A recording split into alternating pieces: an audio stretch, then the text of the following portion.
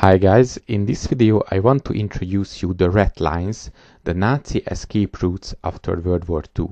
If you want more information, check the sources in the description or my other videos on the playlist above, and if you like military history, please subscribe to my channel. Ratlines were a system of escape routes for Nazis fleeing Europe after World War II. These escape routes mainly led toward Latin America, particularly Argentina, Chile, Brazil, Uruguay and Mexico. There were two primary routes. The first went from Germany to Spain, then Argentina. The second from Germany to Rome, then South America. The two routes developed independently, but eventually came together. First, let's see the Italian Ratline. Bishop Alois Hudal was a Nazi sympathizer. After the end of the war in Italy, Hudal became active in ministering the German-speaking prisoners of war and internees held in camps throughout Italy. In December 1944, the Vatican Secretariat of State received permission to appoint a representative to visit German-speaking civil internees in Italy, a job assigned to Hudal. Hudal used this position to aid the escape of wanted Nazi war criminals, including Franz Strangl, commanding officer of Treblinka, Gustav Wagner, commanding officer of Sobibor, and Adolf Eichmann. Some of these wanted men were being held in internment camps, generally without identifying papers. They would be enrolled in camp registers under false names. Other Nazis hid in Italy and sought Hudal out as his role in assisting escapes became known. In his memories, Hudal explained that as the following: the Allies' war against Germany was not a crusade, but the rivalry of economic complexes for whose victory they had been fighting. This is so-called business used catchwords like democracy, race, religious liberty and Christianity as a bait for the masses. All these experiences were the reasons why I felt duty bound after 1945 to devote my whole charitable work mainly to former National Socialists and fascists, especially so-called war criminals. According to some experts, Hudal was the first Catholic priest to dedicate himself to establishing escape routes. He provided the object of his charity with money to help them escape, and more importantly provide them with false papers, including identity documents issued by the Vatican Refugee Organization. These Vatican papers were not full passports and thus were not enough to gain passage overseas.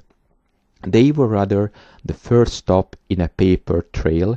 They could be used to obtain a displaced person passport from the International Committee of the Red Cross, which in turn could be used to apply for visas.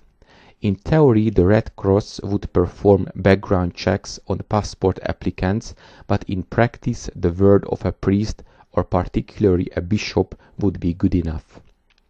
According to declassified US intelligence reports, Hudal was not the only one helping Nazi escapees at this time.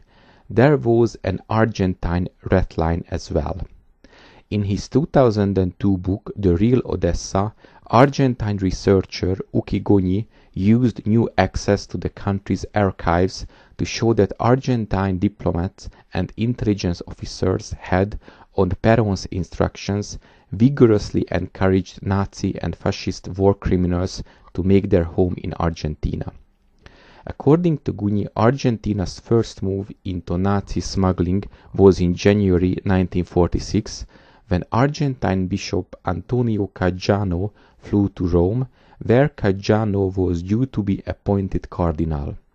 In Rome, the Argentine bishops met with a French cardinal, where they passed on a message recorded in Argentine's diplomatic archives that the government of the Argentine Republic was willing to receive French persons whose political attitude during the recent war would expose them, should they return to France to harsh measures and private revenge.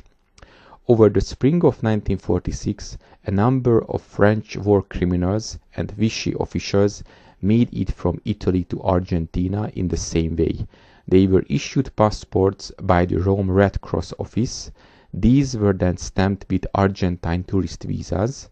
The need for health certificates and return tickets was waived on Caggiano's recommendation. Shortly after this, Argentinian Nazi smuggling became institutionalized. According when Peron's new government of February 1946 appointed former German agent Ludwig Freude as his intelligence chief. He set up a rescue team of Secret Service agents and immigration advisors, many of whom were themselves European war criminals with Argentine citizenship and employment. According to the journalist Paul Manning, eventually over 10,000 former German military made it to South America along escape routes. The Italian and Argentine Ratlines have only been confirmed relatively recently, mainly through research in newly declassified archives. Until the work of Goni, the common view was that the ex-Nazis themselves, organized in secret networks, ran the escape routes alone. The most famous such network is Odessa, Organisation der ehemaligen SS-Angehörigen, Organization of Former SS Members, founded in 1946 according to Szymon Wiesenthal, which included SS Obersturmbannführer Otto Skorzeny and Sturmbannführer Alfred Najox, and in Argentina Alois Brunner, former commandant of the Nancy internment camp near Paris. Brunner was thought to be the highest-ranking Nazi war criminal who died between 2001 and 2010.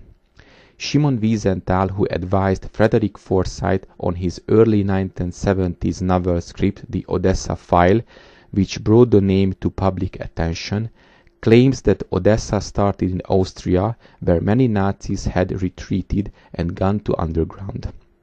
Wiesenthal claimed that the Odessa network shepherded escapees to the Catholic Ratlines in Rome or through the second route to Spain.